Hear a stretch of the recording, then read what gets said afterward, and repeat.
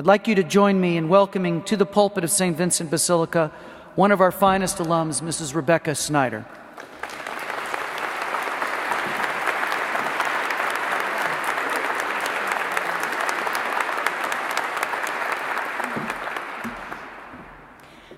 Wow, thank you so much for that incredible introduction. Archabbot Douglas, President Toohey, Dr. Smetanka, faculty, administrators, honored graduates, families, and friends. I am simply delighted to be here today and grateful to be asked to return to my alma mater, a place I love very, very much, to mark such a special occasion. When I left here as a graduate, I could never have imagined just how deep my connections to St. Vincent would become. So today feels a lot like coming home to the Benedictine and the college community that embraced me almost 2 decades ago. I'm reminded of many wonderful memories and many influential people, including Father Tom Devereaux, Joe Riley, and Father Joseph Bronder, 3 incredible Bearcats whom I miss very, very much. And I would be remiss if I didn't count among many of those memorable influences Dr. John Blyer, who is retiring and attending his last St. Vincent graduation as a faculty member. Dr. Blyer, St. Vincent is better for your service. Thank you for the difference that you have made as your students have influenced the lives of countless students of their own in classrooms, both near and far. Congratulations. From the minute I first came to campus so many years ago to the moment I walked through those Basilica doors this morning, I have always known that this was a remarkable place where history and tradition meet creativity and vision. But when I walked across the stage in 1996, I wasn't thinking of any of that. I wasn't thinking about what it meant to be graduating from St. Vincent. I was only thinking about what it meant to be graduating from college. I remember being thrilled to finally hold my diploma, my degree in my hand. I remember half listening to the words of Arnold Palmer, our commencement speaker, enjoying the thought that this accomplishment was going to get me one step closer to the goals that I had set for myself so many years before. I remember being surrounded by families, my family and friends. I remember being filled with joy and accomplishment, a little bit of fear of the unknown, but mostly relief over finally having completed my coursework. I remember that the sentiments of the commencement speaker faded into the whirling background. At the time, I was much too close to my experience to put what I had actually grabbed and held in my heart here at St. Vincent into proper perspective. I couldn't know then just how valuable every single lesson that I had learned and every single Benedictine, professor, and student that I had met would be as I moved forward. A decade and a half, however, provides some pretty good perspective, and that's what I would like to offer you this morning, some perspective on what it means not just to be graduating from college or earning a degree, but what it means to be graduating from St. Vincent. Each of you is being conferred a degree whose title, Bachelor of Arts in History or Business Management, Master's in Curriculum and Instruction, or Nurse Anesthesia, indicates a specific field of study. But I would like to reflect upon a feature of your education that is not shown in the name on your degree. It is the liberal arts character of your education that is likely to play a significant role in your life and in your work. In my case, my liberal arts education has played an enormous role in my life. In fact, it is not just a part of my life. It is almost all of who I am. As you prepare to leave St. Vincent, I want to introduce you to the idea that your marketable skills will be what you do, but your creativity, your resourcefulness, your articulateness, and dependability will define who you are. These are the difference makers that this kind of education elicits from you. I left campus with so much more than a degree. I left with the power to perceive and to synthesize, and I still can't trace that power to one single teacher, course, or discipline. Serving this past year as representative for public educators across the Commonwealth and at various national events across the country has brought into sharp focus the many ways in which the liberal arts education that I received here allowed me to understand and enjoy many experiences, some of them entirely alien to anything I could have dreamed I had been preparing for 13 years ago.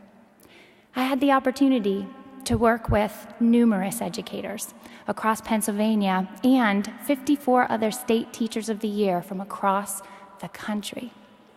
As we discussed education policy, classroom practice, and leadership, I was often struck at how each one of us returned to solutions and ideas that centered on making interdisciplinary connections for our students and the importance that arts education plays in developing our students' critical thinking skills.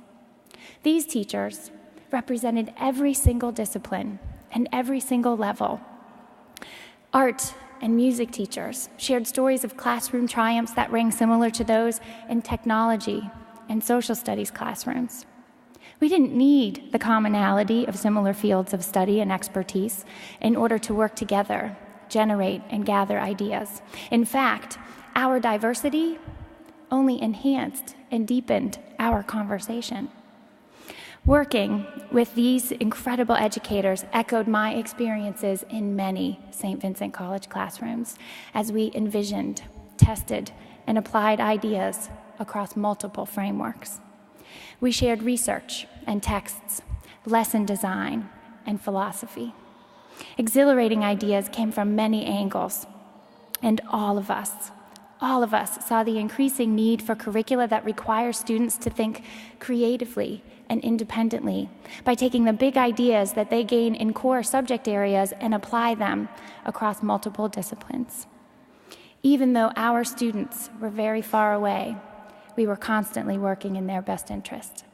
We were working fluently and effectively together towards something larger that very few of us had been formally prepared for.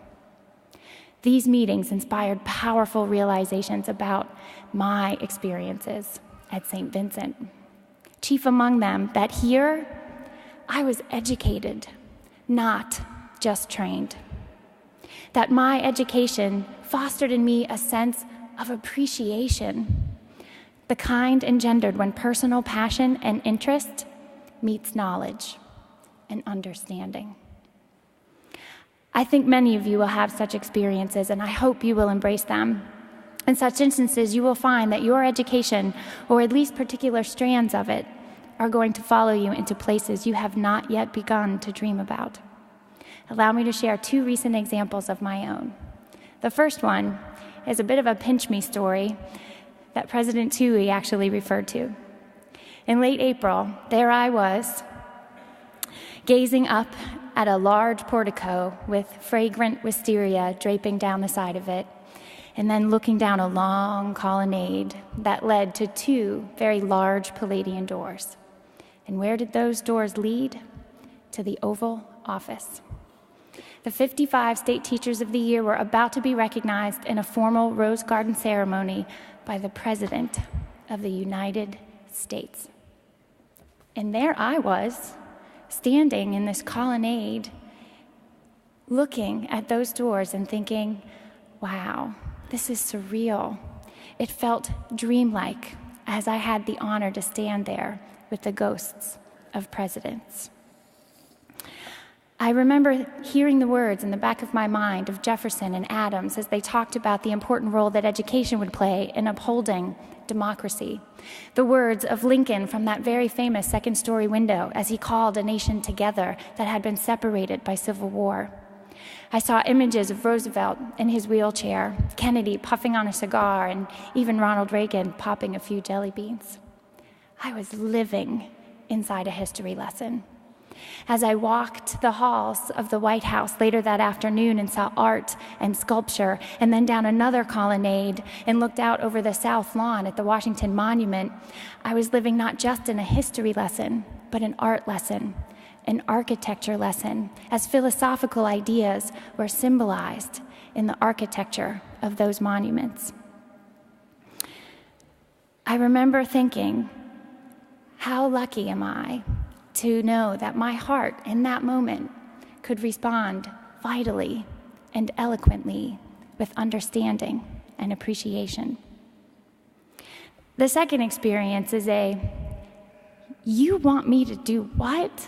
kind of story, as I found myself strapped to the end of a long centrifuge, spinning at 173 miles per hour, experiencing 3 Gs. There I was at International Space Camp in Huntsville, Alabama, where I joined 54 other state teachers of the year and 26 international educators from around the world as an astronaut in training. Now, I have to confess, there was nothing in my St. Vincent education that prepared me for that ride of a lifetime.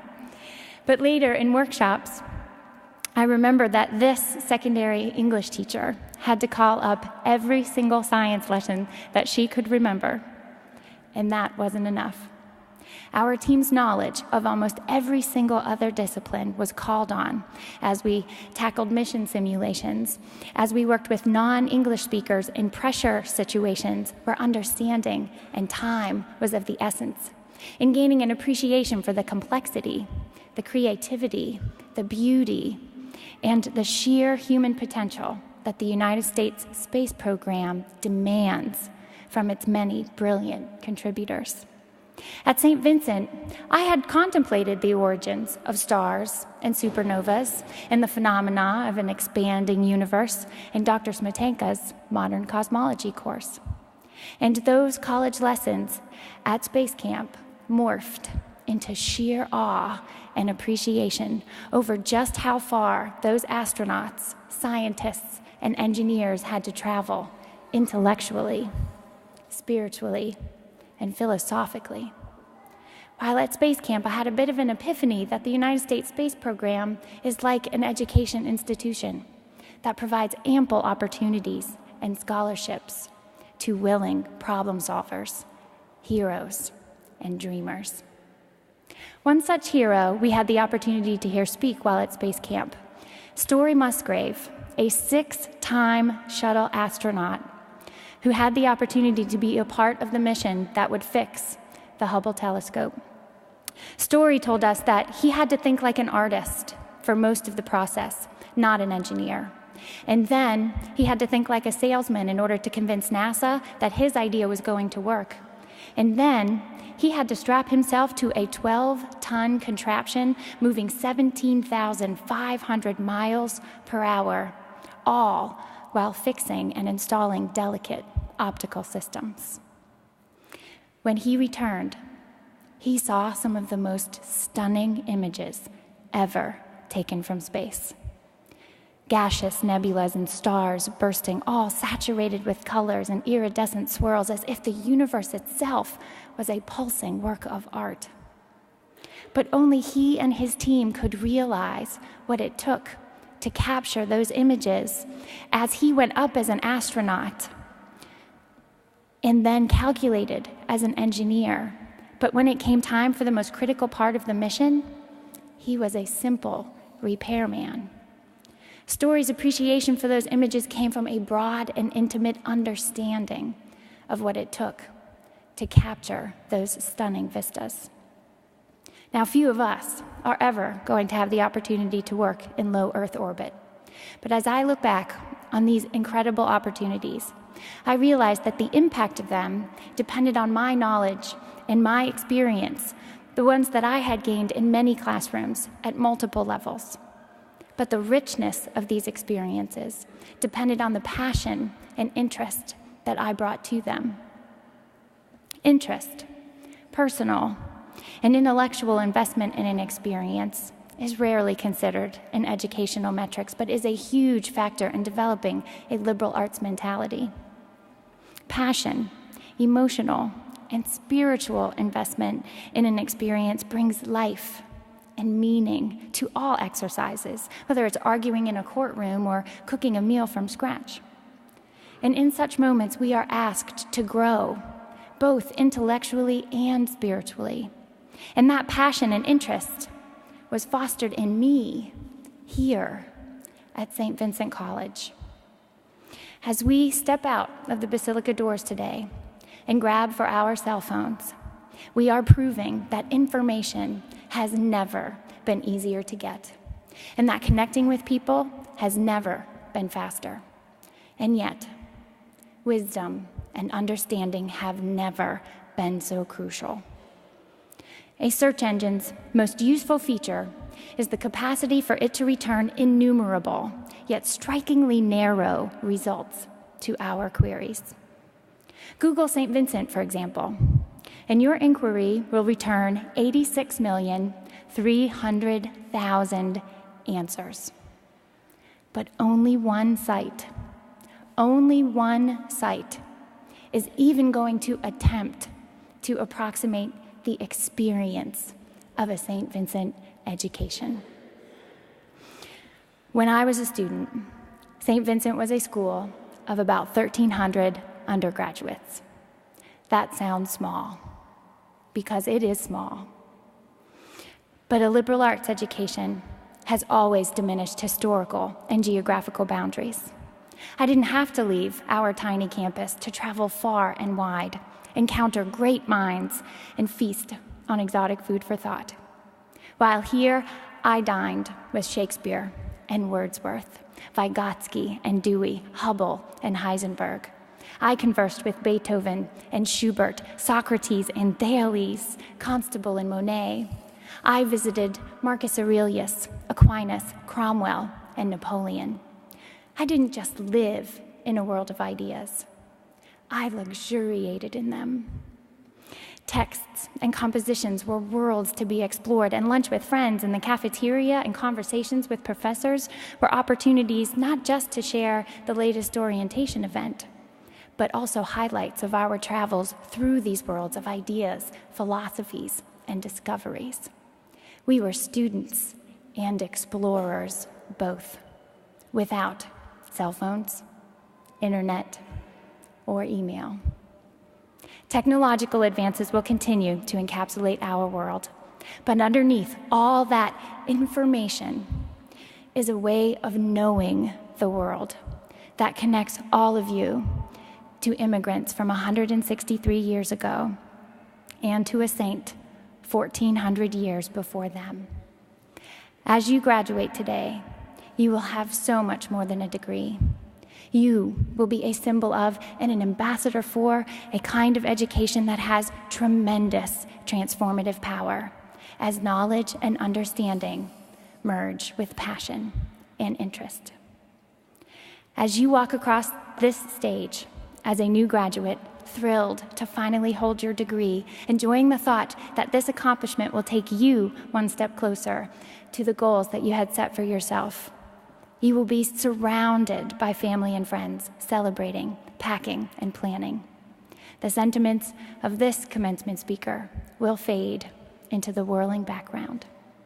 But I hope that you will look backward, even for a small moment, as the spires grow small in the distance, and appreciate not just what it means to be graduating from college, but what it means to be graduating from St. Vincent.